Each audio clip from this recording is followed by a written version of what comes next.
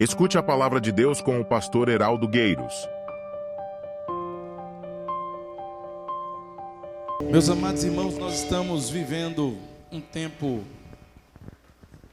difícil e que tem exigido de nós muita reflexão, muita serenidade, especialmente, não por causa somente, mas especialmente por causa dessa guerra, que é o acidente, que é o acontecimento mais recente de um mundo que está desorganizado, de um mundo que está em colapso.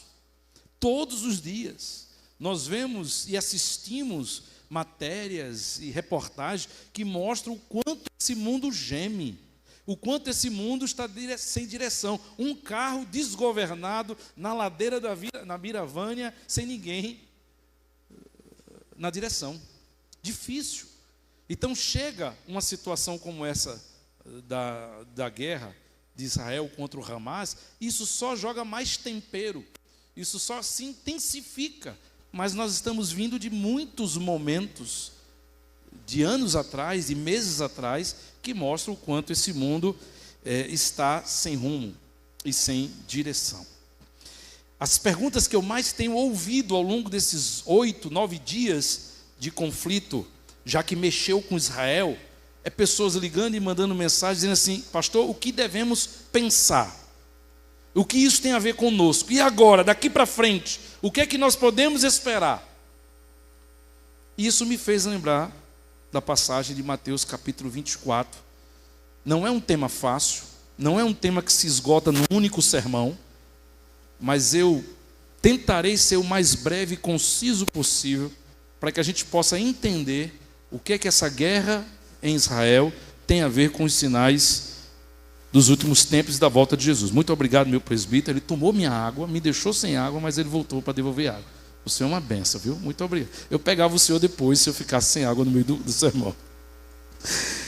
Mateus capítulo 24, irmãos. Mateus capítulo 24. Mantenha a sua Bíblia aberta, canetinha. Vamos fazer aí algumas observações. O que é que essa guerra tem a ver com os sinais dos últimos tempos e da volta de Jesus. Deixa eu logo começar ali dizendo que Mateus 24 é um apêndice. Ele ocorre por uma intervenção dos discípulos. Jesus estava tratando nos capítulos anteriores, 22, 23, de condenar, de explicitar a hipocrisia dos líderes religiosos da sua época. Jesus estava denunciando e mostrando a hipocrisia desses líderes. E aí então os discípulos que estavam com Jesus ouviram essas mensagens. São homens do campo. Os discípulos são homens do interior, não são homens da capital, não são homens da cidade grande. E aí ao chegarem em Jerusalém e ver aquele templo suntuoso, edificado por Herodes o Grande, eles ficam assim admirados com aquela beleza, e eles compartilham dessa sua admiração. É assim que começa o verso 1 do capítulo 24. Jesus saiu do templo e enquanto caminhava, seus discípulos aproximaram-se dele para lhe mostrar as construções do templo. Eles estavam assim admirados pela beleza, pela imponência daquele templo, que era o templo do Senhor.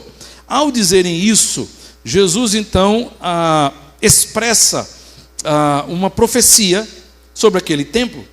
Jesus joga um balde de água fria. Vocês estão vendo essa coisa linda? Não vai ficar pedra sobre pedra. É isso que ele vai dizer no verso 2.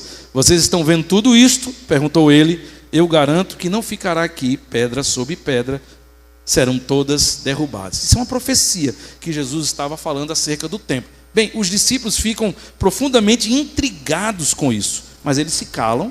Jesus sai do templo e a Bíblia diz então que Jesus vai ao Monte das Oliveiras, e quando chega no Monte das Oliveiras, seus discípulos que estavam intrigados com esta palavra de Jesus, eles voltam a tocar nesse assunto, e eles vêm então perguntar a Jesus que Jesus pudesse explicá-los. Lucas, por favor, tu bota mais para lá o ventilador, senão só tem uma mão e ficar toda vez E aí eles dizem: Senhor, explica esse negócio. Quando é que isso vai acontecer? Verso 3. Tendo Jesus assentado no Monte das Oliveiras, os discípulos dirigiram-se a ele em particular e disseram: dize-nos quando acontecerão essas coisas, quando é que isso vai acontecer com esse templo? E qual será o sinal da tua vinda e dos fins dos tempos? Então surge Mateus 24. Mateus 24 surge como resposta, irmãos, às inquietações dos discípulos. E eu creio que essa inquietação dos discípulos é exatamente a inquietação que muitos de nós estamos vivendo. Não só hoje, não só 9 dias atrás, quando estourou a guerra, como eu disse, mas de muitos acontecimentos, e pandemia, e guerra lá, e peste aqui, e governo e tal, e essas coisas vão acontecendo, e a gente vai assistindo, dizendo assim: meu Deus, o que é que está acontecendo? O que é que vem pela frente? É importante que a gente entenda, amados irmãos, que o início desses sinais se dá no verso 2.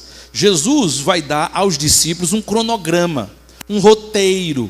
Ele vai dar aí um caminho para que eu e você possamos acompanhar, supervisionar, estar atentos. Todo cristão que aguarda a volta de Jesus precisa estar atento a esses sinais. Esse texto não interessa a crentes que não estão esperando a volta de Jesus, que não entendem que a volta de Jesus é o clímax da nossa fé, que não entendem que a volta de Jesus é justamente a nossa redenção completa. Hoje, eu e você estamos libertos do pecado, mas vivendo no mundo que jaz no maligno. Portanto, a nossa libertação não está completa. Portanto, a bênção do Senhor não está completa. Estará completa quando, além de libertos do pecado, estivermos libertos deste corpo, estivermos libertos deste mundo, estivermos por toda a eternidade na presença do Senhor. Mas acredite que há crentes que, ao pensar na eternidade e pensar o que vão perder aqui na terra, ficam meio que angustiados. A minha angústia é saber que ainda estamos presos nessa terra, porque a glória que virá não se compara com a que nós estamos vivendo aqui na terra. Mas o início desses sinais já começa no verso 2. Por quê? Porque Jesus acabou de dizer para eles que aquele templo seria destruído. O que de fato irá acontecer cerca de 35 a 40 anos depois desse momento. 35, 40 anos depois desse momento, no ano 70, o templo de Jerusalém será destruído pelos romanos, pela loucura de Tibério César. Hoje o que temos é apenas o Muro das Lamentações, uma faixa do muro que não foi destruída naquela época pelos romanos. Não ficou pedra sobre pedra. Quando, pouco mais de 30 anos depois, o primeiro sinal acontece, o cronômetro é acionado. E o que vem depois? O que vem a seguir? E aí Jesus começa a expor isso aos seus discípulos. Verso 4 e o verso 5, Jesus dirá,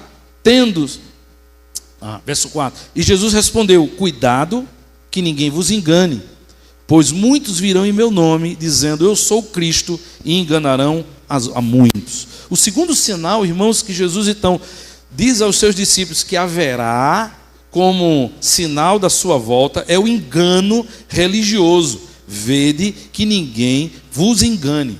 Jesus está dizendo que haverá falsas doutrinas, falsas igrejas, falsos crentes, falsos pastores, falsas pregações, falsas intenções, falsos movimentos. Cada vez mais que a volta de Jesus se aproximar, o engano religioso será uma realidade. Você precisa entender que Jesus está dizendo que o diabo trabalha para fazer 3 coisas: barulho, confusão e o que a gente poderia também chamar de destruição. O que é que ele faz com barulho, irmãos? Ele faz com que muitas pessoas estejam dizendo a mesma coisa de forma diferente. É muita igreja surgindo, é muito pregador surgindo, é muita doutrina surgindo, é muito movimento surgindo para dizer a mesma coisa de forma diferente.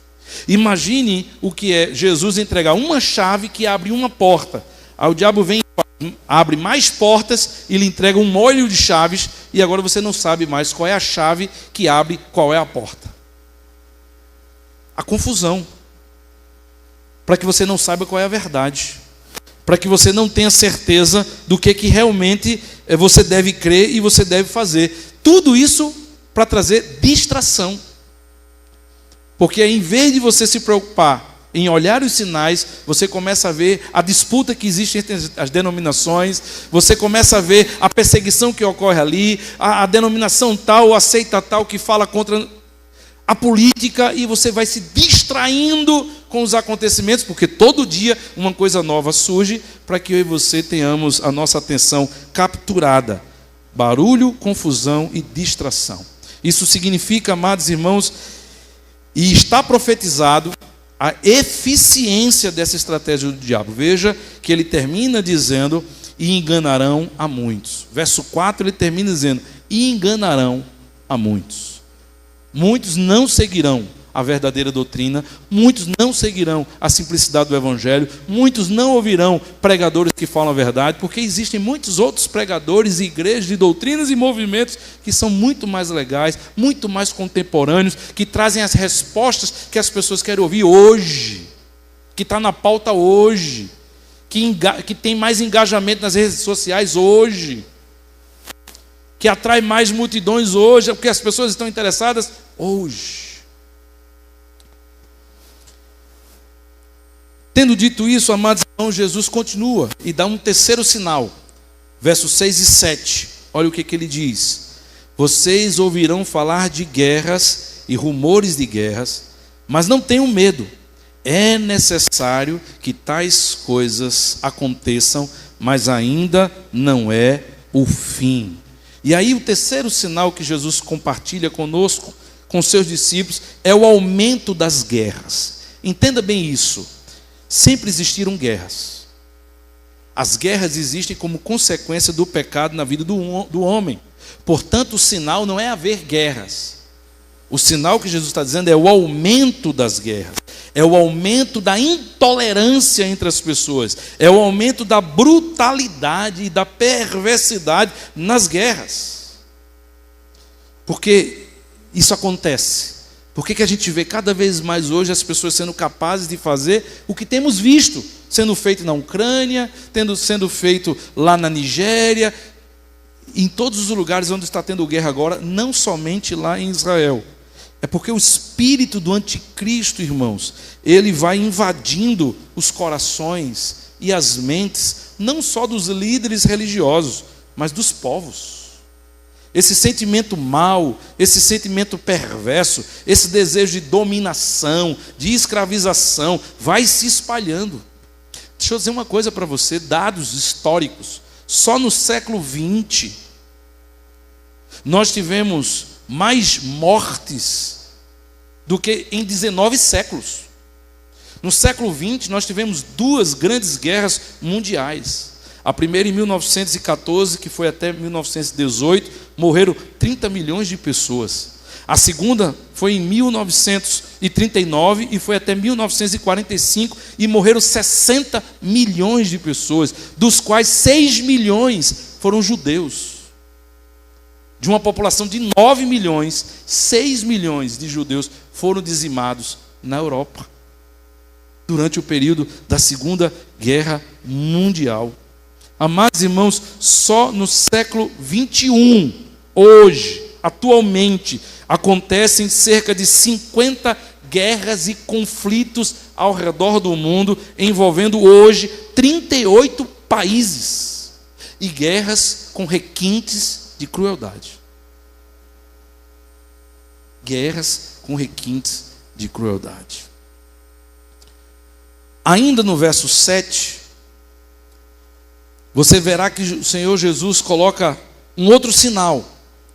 Nação se levantará contra a nação, reino contra reino. E aí você percebe que isso é o que está abundantemente sendo trabalhado na vida das nações. Veja a capacidade que nós estamos vendo hoje acontecer? As guerras. Mas não somente isso. Ele finaliza o verso 7 dizendo assim: e terremotos, fomes e terremotos em vários lugares. Se já não bastasse então o aumento das guerras, você tem a instabilidade da natureza. A instabilidade da natureza é o quarto sinal que Jesus nos apresenta. Representados aqui pela fome e terremotos, é inegável, irmãos, inegável, que as fontes naturais no mundo estão se acabando. Você ouve falar isso há décadas, e você ouve falar isso em todos os momentos. A meteorologia hoje, eles não conseguem mais prever os acontecimentos climáticos no mundo com a mesma precisão que eles faziam anos atrás, porque esses eventos climáticos não estão mais seguindo os padrões normais que há décadas eles seguiam. Hoje você está vendo, quando é chuva em excesso, quando é estiagem prolongada. Vocês estão vendo cada vez mais as temperaturas batendo recordes, quer sejam para mais, quer sejam para menos. E isso, irmãos, afeta a criação e reprodução de animais, isso afeta as plantações, isso favorece o surgimento das pragas. Quando nós ouvimos nos noticiários que o Brasil está batendo recordes na agricultura, você precisa, amados irmãos, ter o entendimento correto. É bom para o Brasil quando ele exporta mais alimentos, mas isso não significa que as coisas estão indo bem. Isso significa justamente que o mundo está indo mal. E aí quem consegue produzir, quem está tendo ainda uma instabilidade climática, consegue produzir. E está ganhando dinheiro, porque os outros países não conseguem mais produzir o suficiente para sustentar, para alimentar o seu próprio povo. E aí, amados irmãos, também ele fala dos terremotos. Os terremotos, eles se multiplicam. E como é que eles se multiplicam, os terremotos? Não só novas cidades e áreas que nunca tinham tido registro de terremotos começam a ter, como aonde já existe historicamente a experiência, a vivência com terremotos, eles estão se tornando cada vez mais intensos e destrutivos. Eles estão se tornando mais frequentes e as escalas estão aumentando.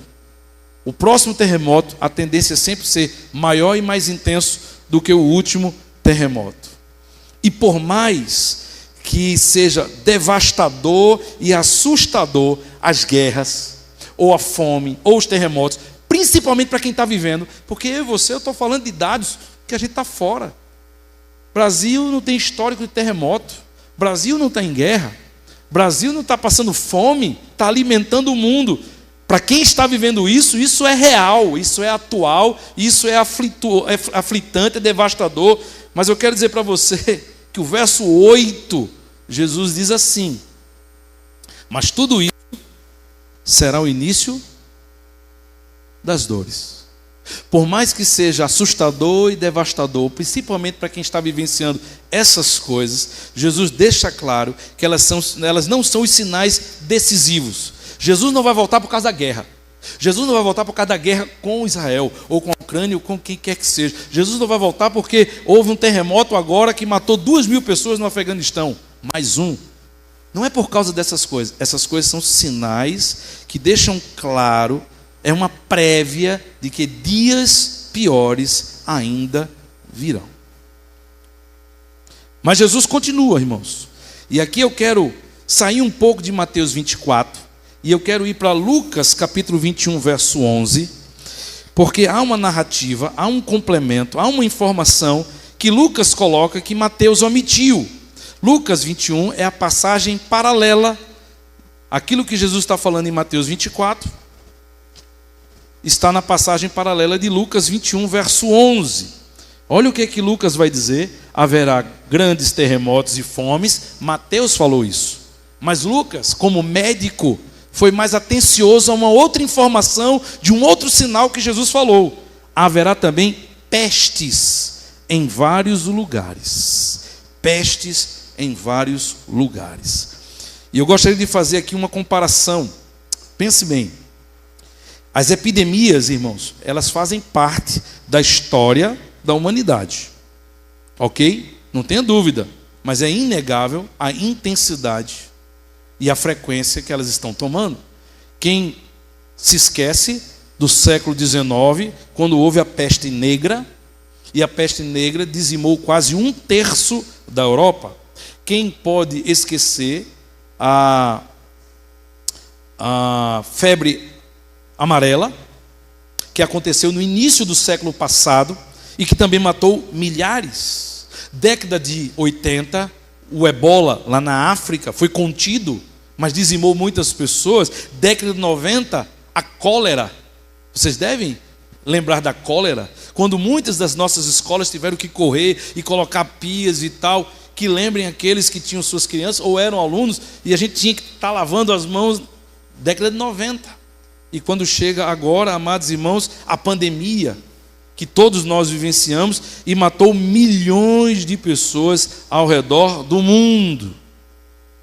Mas deixa eu lhe dizer que hoje, já existem dezenas de vírus e bactérias que estão em observação, que estão sendo pesquisadas, como, por exemplo, a monkeypox, a doença do macaco, e tantas outras que eu poderia lhe dar, nomes que estamos constantemente ouvindo na TV. Por quê?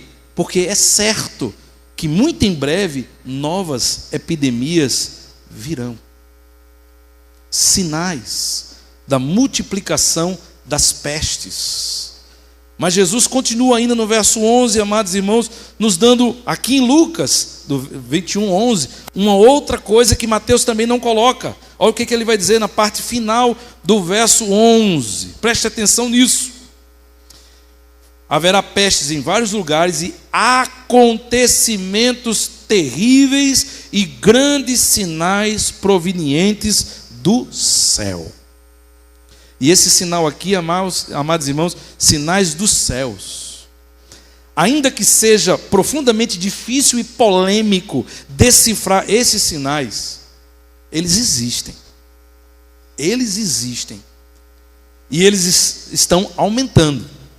Jesus se refere a 2 tipos de categorias de sinais nos céus. Ele fala de sinais dos céus, está aqui no verso 11, que haveria sinais do céu, e no verso 25 ele falará de sinais no céu. Haverá sinais no sol, na lua e nas estrelas. Na terra as nações estarão em angústia e perplexidade com o bramido.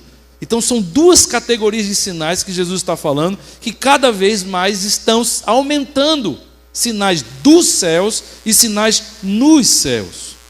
A astronomia, irmãos, não astrologia, mas a astronomia, os físicos, os matemáticos, os cientistas que estudam o universo, eles têm sido frequentemente desafiados a dar respostas aos novos incidentes.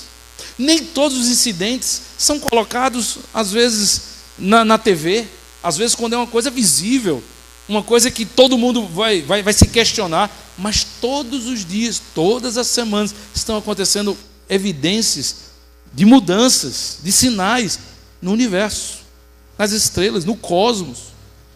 E os astrônomos não conseguem dar respostas a tudo isso. Eles não conseguem explicar por que essas coisas estão acontecendo. E quando os cristãos não olham para o céu, não têm o discernimento de olhar para essas coisas, o diabo se aproveita e vai teorizando as ciências paralelas. E por isso que a astrologia, e aí sim, não a astronomia, mas a astrologia, o estudo para dar significado aos astros, o horóscopo e tantas outras coisas, a ufologia tem crescido. Sabe por quê? Porque enquanto muitos estão negando que existem os acontecimentos e os cristãos não estão apercebidos desses acontecimentos, eles acontecem e essas ciências vão crescendo, porque é o diabo tentando dar explicação a essas coisas, para que você se distraia, para que você não os perceba como sinal da vinda de Jesus. Voltando para Mateus 24, o nosso texto inicial, verso 9 e 10, Jesus continua dizendo: e eles os entregarão para serem perseguidos e condenados à morte, e vocês serão odiados por todas as nações por minha causa. Naquele tempo muitos ficarão escandalizados, trairão e odiarão uns aos outros. Agora Jesus aponta um outro sinal da sua vinda: a perseguição religiosa. Um é o engano, o outro é a perseguição. Entenda o que Jesus está dizendo, amados irmãos, é que a perseguição não ocorrerá porque houve um erro da parte dos cristãos, porque há um pecado no meio dos cristãos, porque há uma rebeldia dos cristãos para com o governo, porque os cristãos quebraram alguma lei, transgrediram alguma norma mundial. Não. Até porque o princípio do Evangelho é formar no coração do cristão o caráter de Jesus, a integridade de Jesus. Os cristãos são, por causa do Evangelho, mansos, misericordiosos, compassivos, gente que anda dentro da lei. Você precisa entender que a perseguição não ocorrerá porque os cristãos farão alguma coisa. Não há motivos. Os motivos são injustos, os motivos são inexplicáveis. E o que é que explica isso? É o espírito do anticristo influenciando o coração e a mente das pessoas para que elas antipatizem com tudo aquilo que vem de Jesus, o Cristo. Se o anticristo é a pessoa que vem para se colocar no lugar de Cristo, tudo aquilo que faz referência a Cristo vai incomodar. Tudo aquilo que faz referência a Jesus, o Cristo, precisa ser dizimado, extirpado, parado. As pessoas vão tentar criar narrativas que justifiquem a perseguição, mas no fundo e de verdade, a perseguição ela ocorre por causa da nossa fé. Sempre foi assim. Abel foi morto pelo seu irmão porque foi fiel a Deus. Noé foi perseguido porque foi fiel a Deus. Abraão foi perseguido porque foi fiel a Deus. Davi, a nação de Israel, foi perseguida porque eram fiéis a Deus. José foi perseguido e não teve oportunidade no Egito porque ele era fiel a Deus. Daniel foi levado à cova dos leões, não porque tinha alguma coisa errada contra ele, como não acharam alguma coisa errada contra ele, foram na sua fé. Foi assim, irmãos, com os amigos de Daniel, Sadraque, Mesaque e Abednego. Foi assim com os discípulos, tem sido assim com a igreja, sempre foi assim. E o que Jesus está dizendo é que essa perseguição ela vai se intensificar, ela não tem causa e não tem motivo, ela acontece por causa da nossa fé. A igreja foi e será perseguida porque ela é a noiva de Cristo. Simples assim. Só no século XX já morreram mais cristãos do que em 19 séculos. No século XX morreu mais cristãos do que do século I ao século XIX. E as estatísticas das agências missionárias internacionais, elas nos dão conta que daqui a 20, 25 anos, na metade deste século XXI, nós já teremos ultrapassado em morte de cristãos o século XX. Em 50 anos, em 100 anos, morreu mais cristão do que em 1900. Nesses 50 anos do século XXI, morrerá mais do que nos 100 anos do século XX. Por que Jesus está dizendo isso? Jesus está dizendo isso para que a gente saiba que vai ser assim. E sabendo que é assim, a gente aceite o fato de que será assim. E que a gente, aceitando o fato que vai ser assim, a gente se prepare para esse momento. Porque muitos, quando chegar nesse momento, não permanecerão firmes na igreja. Muitos, quando chegarem nesse momento, não virão mais à igreja. Por menos do que isso, as pessoas já estão deixando de vir à igreja.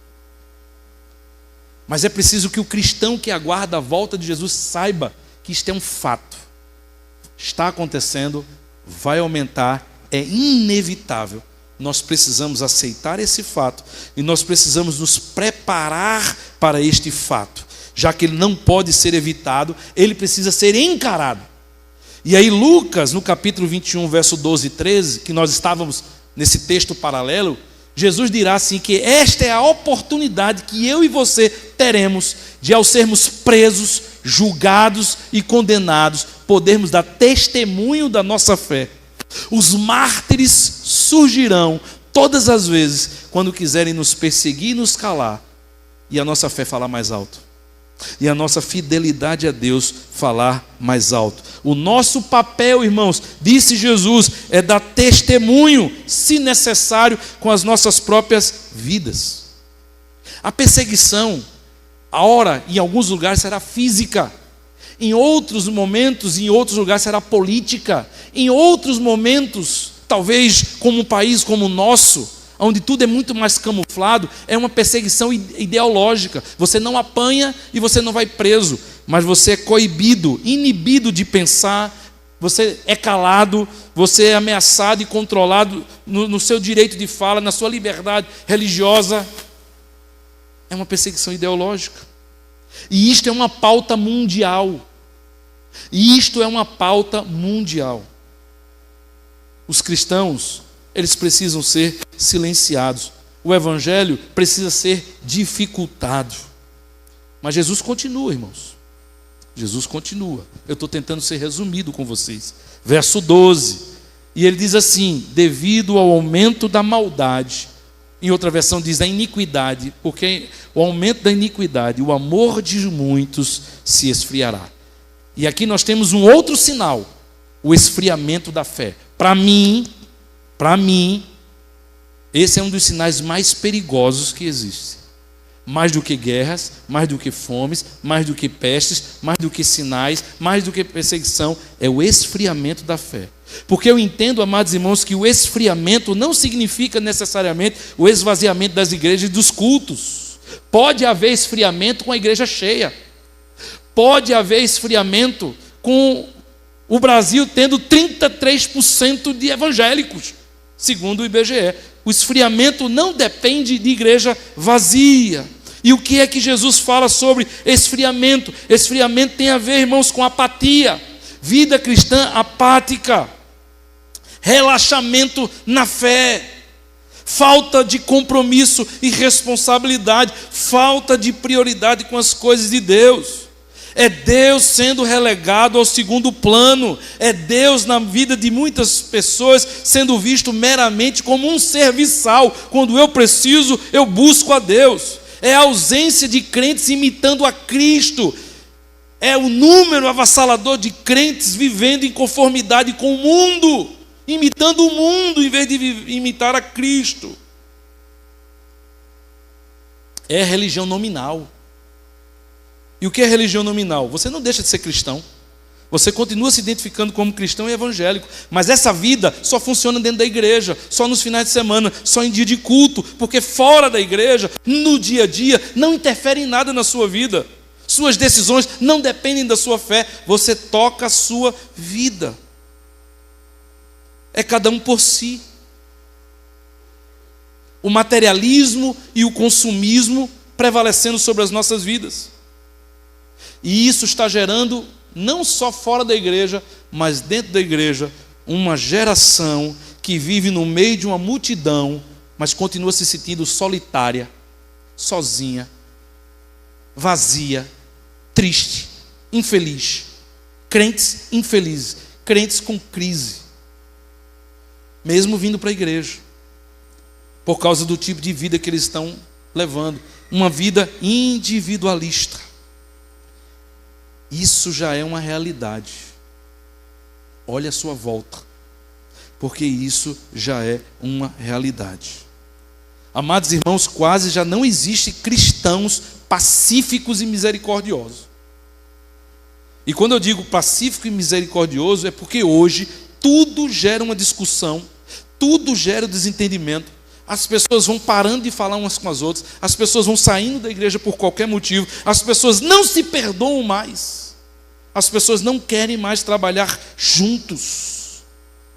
Cristãos, igreja. O esfriamento da fé, irmãos, é o reflexo da maldade ou do aumento da iniquidade. E deixa eu lhe dizer que a iniquidade ou a maldade não respeita a porta da igreja, nem a porta da sua casa. Ela entra na sua casa e ela afeta todos. E tem muita gente hoje afetada e nem percebe que a sua fé está fria, apática, teórica, uma fé de eventos. Muitos já estão afetados e não percebem. E talvez a pergunta, eu preciso correr por causa da hora, aonde entra Israel em tudo isso?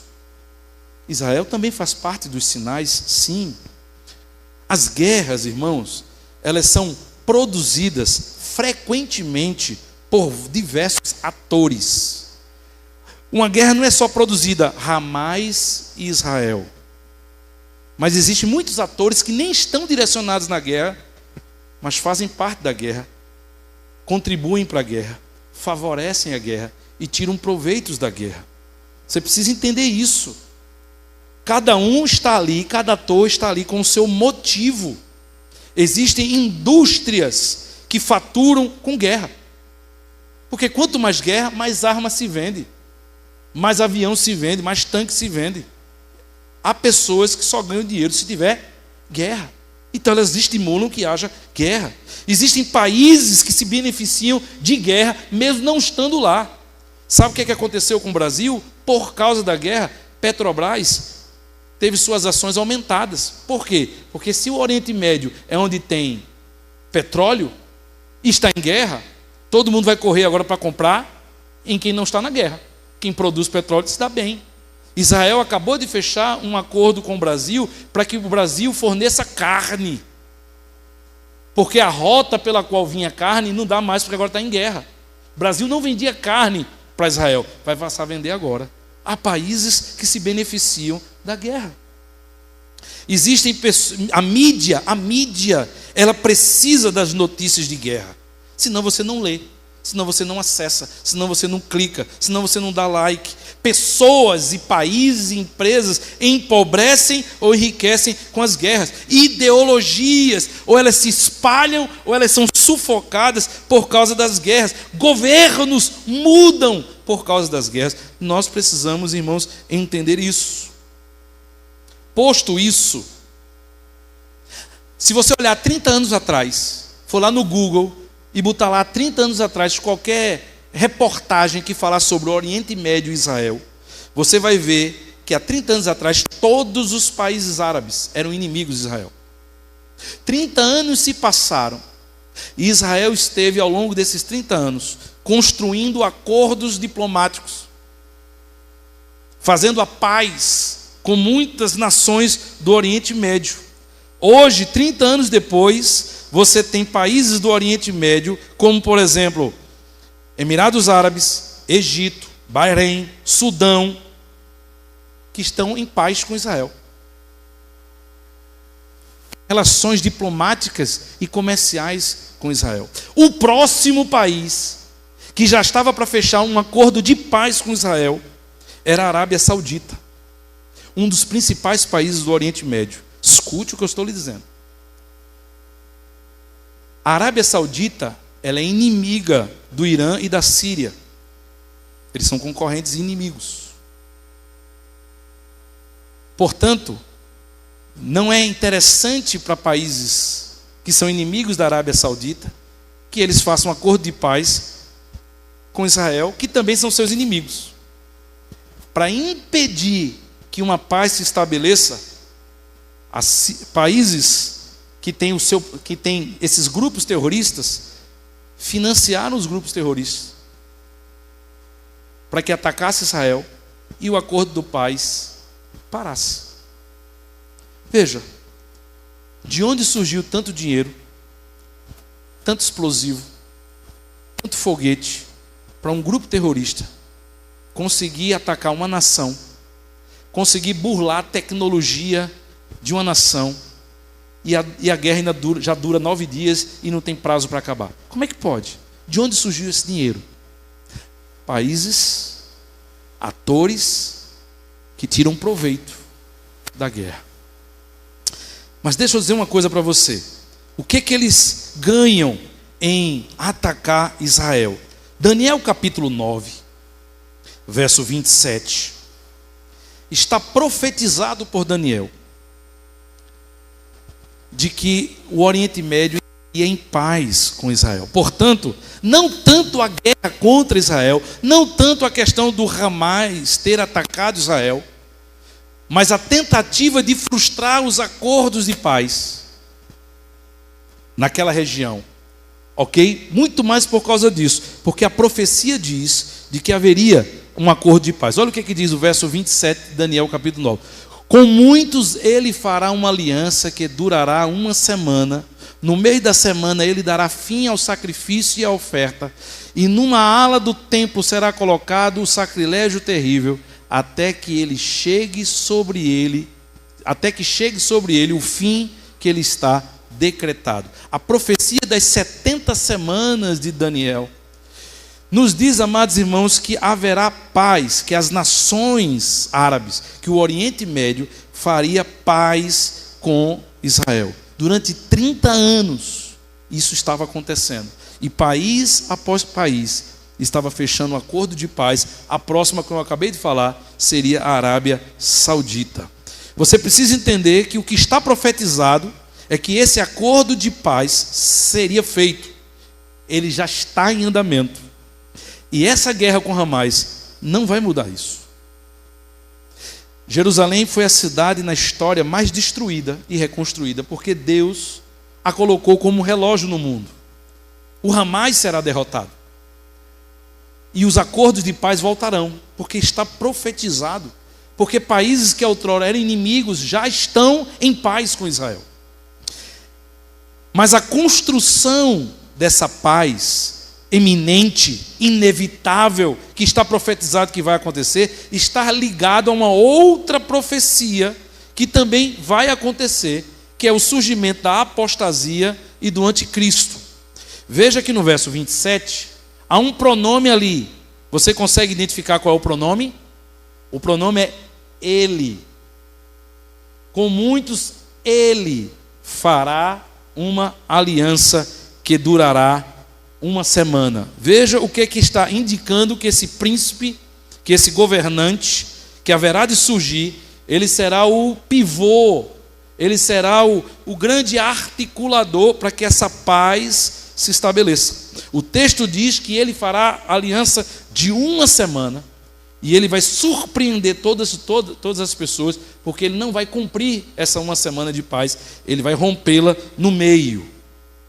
1 Tessalonicenses capítulo 5, Paulo faz um link, o apóstolo Paulo faz um link com a profecia de Daniel, sobre a paz de Israel e sobre o surgimento da apostasia e do anticristo. Olha o que ele diz do verso 1 ao verso 6. Irmãos, quanto aos tempos e épocas, não precisamos escrever, pois vocês mesmos sabem perfeitamente que o dia do Senhor virá como um ladrão à noite. Quando disserem paz e segurança, e aqui ele faz a menção de Daniel, da profecia de Daniel, quando houver paz, uma semana de paz. Lembra quando estava lá dito? Ele fará uma semana de paz.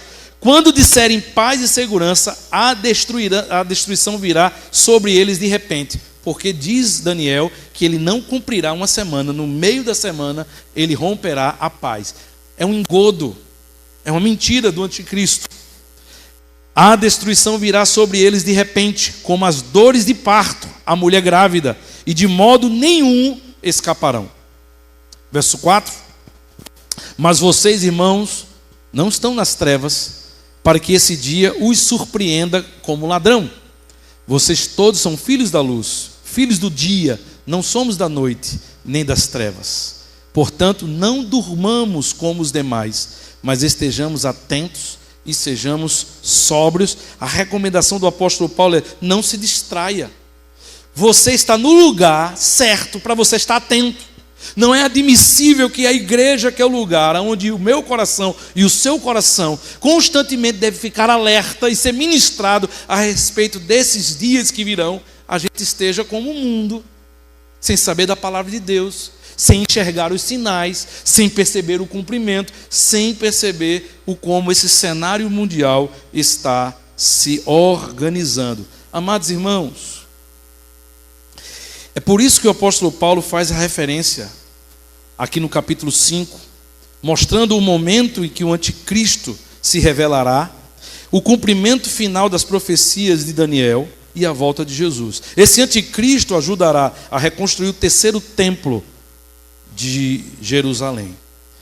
Se você hoje pesquisar no YouTube, você vai perceber que já existem vários canais mostrando essa preparação. Todos os instrumentos do templo já foram reproduzidos. Cópias idênticas. Aquilo que não foi possível ser preservado como original, eles fizeram cópias idênticas de ouro. Porque o desejo de Israel é a reconstrução do seu terceiro templo. E quem vai viabilizar essa reconstrução do terceiro templo é a paz com Israel, para que ninguém mais ataque Israel. Este mediador que fará e costurará essa paz, dará para Israel a sensação de que eles vão construir o templo para voltar a adorar a Deus, mas aí ele rompe com a paz, porque a profecia diz que ele se assentará naquele trono. O surgimento do anticristo, irmãos, diferente do que vemos nos filmes no passado, e eu assisti muito filme da Comev que falava sobre a volta de Cristo e o arrebatamento e tal, diferente dos filmes, o surgimento do anticristo é algo extremamente discreto e se torna uma necessidade mundial. Estou caminhando para o fim e vou terminar dizendo isso, e por favor não entenda que o que eu estou dizendo é que eu estou torcendo para o surgimento do anticristo, mas mostrando para você que o surgimento do anticristo está se tornando uma necessidade mundial. O que é que eu quero dizer com isso? O mundo clama por um líder. O mundo clama por um líder. As organizações oficiais dos países, como ONU, OTAN, OMS, eles não conseguem mais resolver nenhum problema, nenhum conflito. Eles não conseguiram resolver o conflito de Rússia com Ucrânia. Eles não conseguem resolver o conflito do Oriente Médio. Eles não conseguem. As pessoas estão saindo dessas organizações porque elas não conseguem resolver os problemas mundiais. Há coisas no mundo que estão trazendo desconforto mundial a todas as pessoas, trazendo medo, trazendo a angústia, sem controle, afetando a todos e fazendo muita gente sofrer. Imagine se surge alguém capaz de parar as guerras. Imagine um líder que tivesse autoridades assim: pare a guerra agora, devolva os sequestrados agora. Você tem de mais, esse país tem de menos, você está estragando comida, aqui está passando fome, vai dar metade da riqueza para cá. Vai dar. Imagine se surge alguém para acabar com a fome, para trazer a moralidade e acabar com a corrupção. Imagine, amados irmãos, se não existisse mais terrorismo, porque se surgisse alguma célula, algum partido terrorista, aquele líder lá e acabava. Imagine alguém que controlasse a internet. Imagine alguém que controlasse a ecologia. Pare de queimar, pare de fazer isso. Todo mundo agora vai ser carro elétrico. Imagine. Isso é uma coisa que tem crente que ora. O mundo clama por isso. Isso é um sonho mundial, irmãos. É sonho de muito crente também. Por isso a Bíblia nos coloca o cenário, e esse é o último cenário que eu quero apontar para você, de que o mundo precisa de um líder mundial. E quando esse líder mundial se estabelecer, surgir, as pessoas vão olhar para ele como um herói, como resposta das orações. Que bom que a fome vai acabar. Que bom que não haverá mais criança desnutrida. Que bom que não haverá mais pessoas nos perseguindo por causa da fé. Que bom que não haverá mais terrorismo, crianças sendo decapitadas, estupros. Que bom! Já pensou? Como será bom? E aí, voltando para Mateus 24, e eu vou terminar agora com esse texto, o surgimento do anticristo é inevitável. Mas olha o que diz Mateus 24, verso 21 e 22.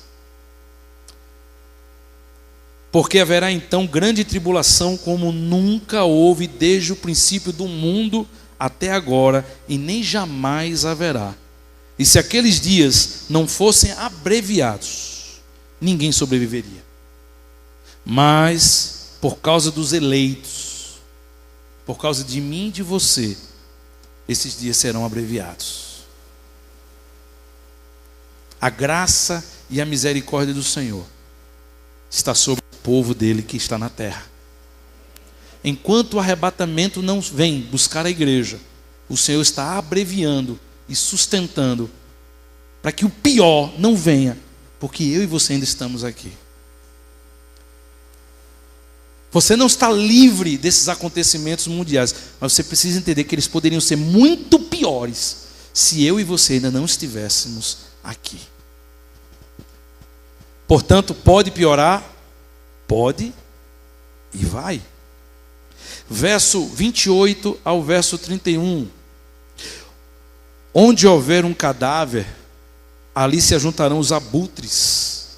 Imediatamente após a tribulação daqueles dias, o sol se escurecerá, e a lua não dará a sua luz, as estrelas cairão do céu, e os poderes celestes serão abalados. E então aparecerá no céu o sinal do Filho do Homem. E todas as nações da terra se lamentarão e verão o Filho do Homem vindo nas nuvens do céu com poder e grande glória. E ele enviará os seus anjos com grande som de trombeta, e estes reunirão os seus eleitos dos quatro ventos, de uma outra extremidade dos céus. Arrebatamento.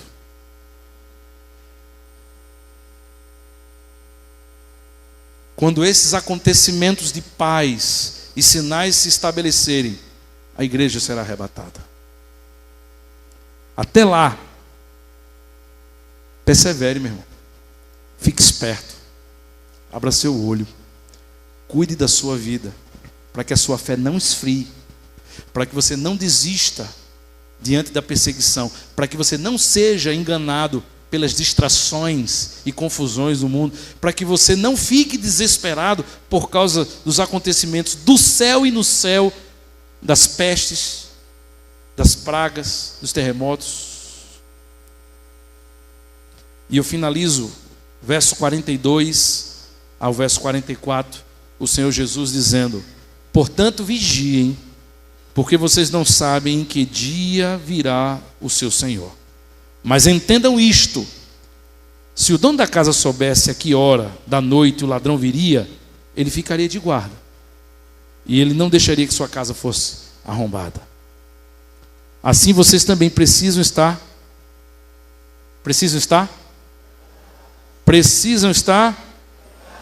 porque o Filho do Homem virá numa hora em que vocês menos esperam. Eu desconfio, irmãos, que Jesus não vem no dia de domingo.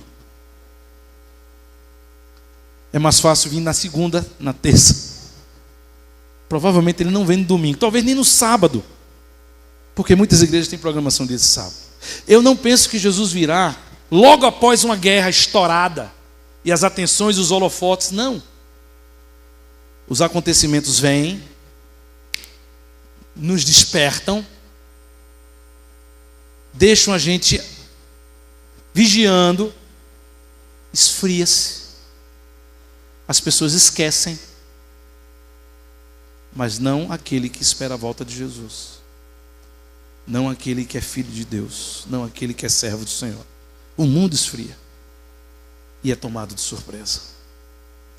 Que o Senhor nos ajude, irmãos, a estarmos preparados, que essa mensagem encoraje o seu coração, elucide suas dúvidas, fortaleça a sua fé. Você que está nos assistindo, a quantos assistirem essa mensagem, mas especialmente a cada um de nós. Não nos assustemos com a guerra de Israel. Não, os sinais são tantos. Israel é só um detalhe.